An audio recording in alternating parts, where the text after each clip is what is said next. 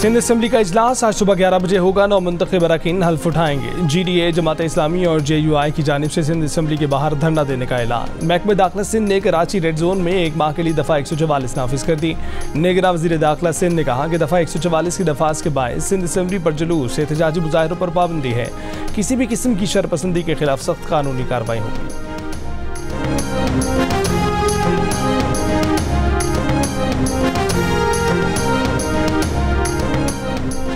Punjab assembly के speaker और deputy speaker का इंतखाब आज खुफिया रायशुमारी से होगा। नून लीग के मलिक मोहम्मद अहमद खान ने स्पीकर पंजाब असम्बली के लिए कागजात नामजदगी जमा करवा दिए।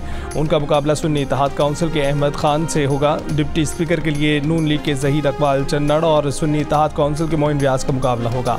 कागजाती नामजदगी जमा करा दिए गए। पंजाब असम्बली के 371 के अवान में 321 अरकान ने हल्फ उठा लिया। नून लीग के 193, पीपल्स पार्टी के 13, मुस्लिम लीग काफ के 10 और IPP के 5 अरकान शामिल। सुन्नी इत्तेहाद काउंसिल के 98 अरकान ने हल्फ उठाया।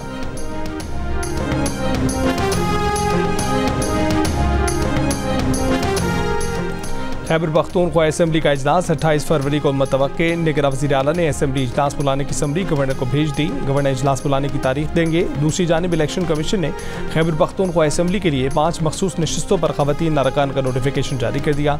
JUI और मुस्लिम लीग नून को 2-2 और पीपल्स पार्टी को 1 नशिस्त मिल गई।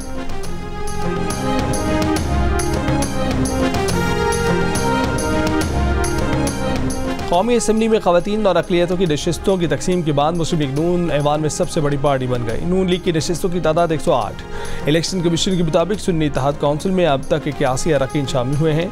9 आज़ाद अरकान मुस्लिम लीग नून में शामिल हो गए हैं, जबकि 8 आज़ाद अरकान ने अब तक कोई फैसला नहीं किया।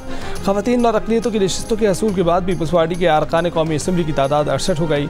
हुकूमत बनाने के लिए 169 अरकान की ज़रूरत होगी। मुस्लिम लीग नून और पीपल्स पार्टी मिलकर हुकूमत बनाए तो उन्हें और किसी भी जमात की ज़रूरत नहीं होगी। MKM के अरकान कौमी असम्बली की तादाद भी 22 तक पहुँच गई है। इत्तेहादियों के पास अब तक 208 नशिस्तें आ चुकी हैं। असम्बली में 2/3 अक्सरियत के लिए 224 नशिस्तें दरकार हैं। इत्तेहादी हुकूमत 2/3 अक्सरियत से सिर्फ 16 नशिस्तें दूर है।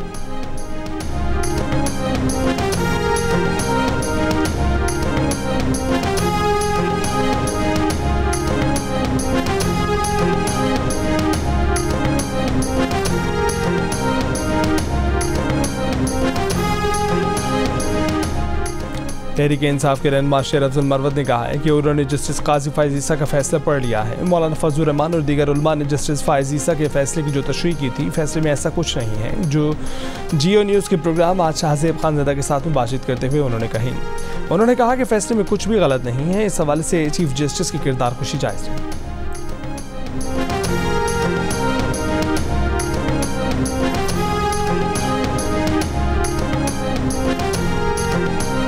नई हुकूमत को पाकिस्तान को दरपेश मसाइल से निपटने के लिए बाख्तियार बनाया जाए। अमरीकी सेनेटर क्रिस वॉन होलन का पाकिस्तानी सफ़ीर मसूद खान को खत। कहा कि पाकिस्तान के मुआशी सिक्योरिटी चैलेंजेस के लिए मुश्किल लेकिन ज़रूरी फैसले करने के लिए पाकिस्तानी अवाम की हिमायत के साथ एक मजबूत हुकूमत की ज़रूरत है। पाकिस्तानी हुकाम को धांधली और इंतखाबी मदाखलत के इल्ज़ामात की मुकम्मल छानबीन करनी चाहिए। इंतखाबात में भरपूर हिस्सा लेने पर पाकिस्तानी अवाम को खैरात तहसीन।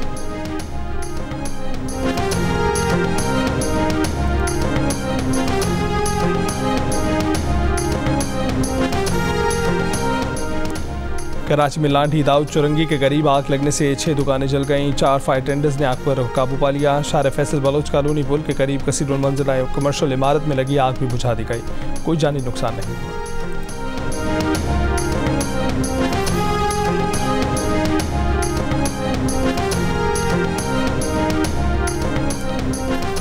और के इलेक्ट्रिक की जानिब से आज और कल वलीका ग्रिड पर मेंटेनेंस के काम की वजह से कराची में 200 MGD पानी की सप्लाई मअतल रहेगी। तर्जुमान वाटर कॉरपोरेशन ने कहा है कि मरम्मत का काम आज सुबह 8 बजे से इतवार की शाम 6 बजे तक जारी रहेगा।